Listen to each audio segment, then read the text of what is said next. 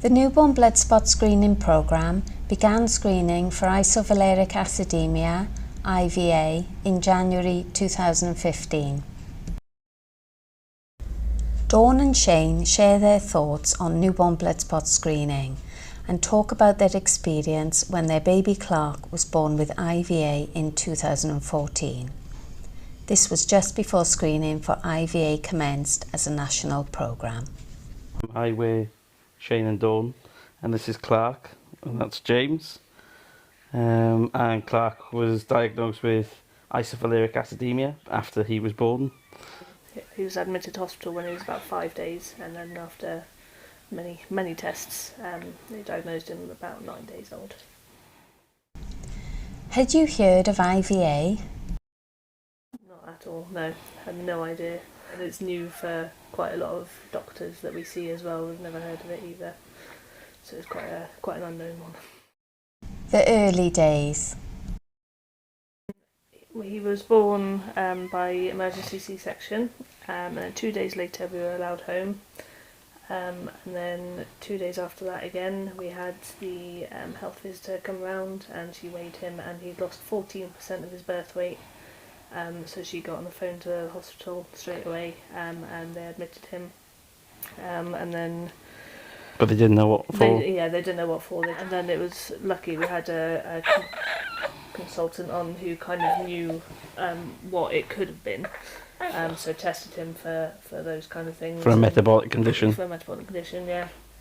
And then got on the phone to Great Ormond Street and figured out what to do with him, and then admitted him straight up there. How was Clark before he was admitted to hospital?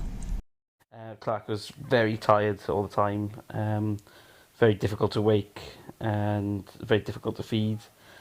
He was jaundiced by day 5. The health visitor came round and weighed him and he lost 14%. And then he was the same in hospital, but within that day of being monitored, put under the hot cots, being tested for all sorts, he started to deteriorate quite fast. I remember the machines beeping, everything going off, lots of people rushing around, and us not knowing anything. He was almost like semi-comatose. He was, yeah, basically in a coma. We didn't see him open his eyes until Great Ormond Street. No. Which is when he was about 6-7 days old. Yeah. At that time, they weren't screening for Isovaleric Acidaemia. It's just so uncommon, isn't it? Yeah. You don't really expect to come across these kind of things. And they just didn't really know what was wrong, so they tested for everything. Yeah. Everything under the sun. Yeah. Did as many tests as they could. In total, he was in our local hospital for 2 days while they tried to figure out what it was. And then once he was admitted to Great Ormond Street, he was there for 3 weeks while they kind of sorted out what the diagnosis was, confirmed that, and then put him on the correct medication and his correct feeding regime. Getting him back up to weight. So yes, getting back up to weight and operations, yeah. Make us comfortable enough to look after him and do his medicines at home. So yeah, it was 3 weeks, and we came home when he was exactly 4 weeks old. Yeah. How do you manage Clark's condition? Now when he has appointments, it's the consultant paediatrician, dietitian, and the senior nurse is normally there as well. Yeah. And they're all involved in his care. He's on a protein control diet. Doesn't mean he can't have regular food, just means you have to count every single gram of protein that would be in that food. And then he's also on 2 medications a day. And also a vitamin supplement every day as well, to kind of counteract what he doesn't get from his food, to make sure he's getting all the correct vitamins and minerals and things. It is difficult. We've got into a bit of a kind of pattern now, haven't we? But especially with Clark going to full-time nursery and now starting school as well, we kind of need full communication with whoever's looking after him to make sure that he eats exactly what he's meant to eat and doesn't eat anything that he's not meant to. But it's just a constant constant maths all day, isn't it? Trying to figure out what he's had and what he's then allowed for the rest of the day. He's never been back in crisis mode. We do have a strict emergency regime to follow if anything, if any sort of illness that would knock you and you stop eating, that's fine. If it stops him from eating, that's not fine, because then his body could be taking in unknown quantities of protein from his muscles. So we have to take him into hospital. But he's got the SOS, hasn't he? So Yeah. If he does become poorly, we've got a sugar solution drink to give him, and he can be on that for up to 48 hours. But basically it's basically Lucozade for kids. It gives him all the energy that he needs without him breaking down his own Just muscles. to confuse his body, not to think, oh, I'll take energy from the muscles.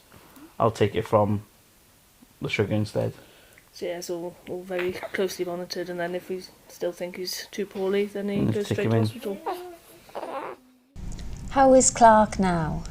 He's developing absolutely fine. Yeah, he's fantastic now. He there is a bit of a concern with regards to metabolic conditions when the ammonia builds up in their blood, that it can cause Neurological issues. neurological complications.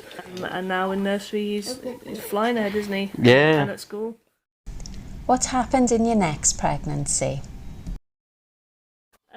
So we had a late amnio because we wanted to know if this one had IVA so we could be more prepared when it did arrive with regards to feeding.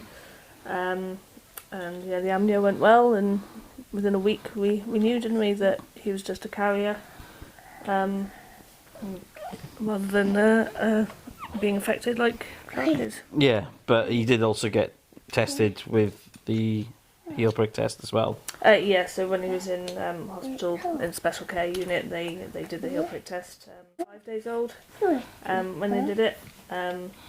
So yeah, it should come up on there if he had it, but we know already that he doesn't because we had him tested anyway to try and make sure he was okay. Did you have information before James's blood spot test?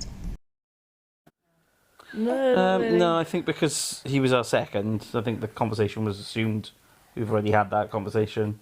We already knew what it was for. And we already knew what it was for, yeah. And what the implications would be if anything did come back positive. We know what would happen. What do you think of newborn blood spot screening? Definitely worth having, isn't it? As if Yeah.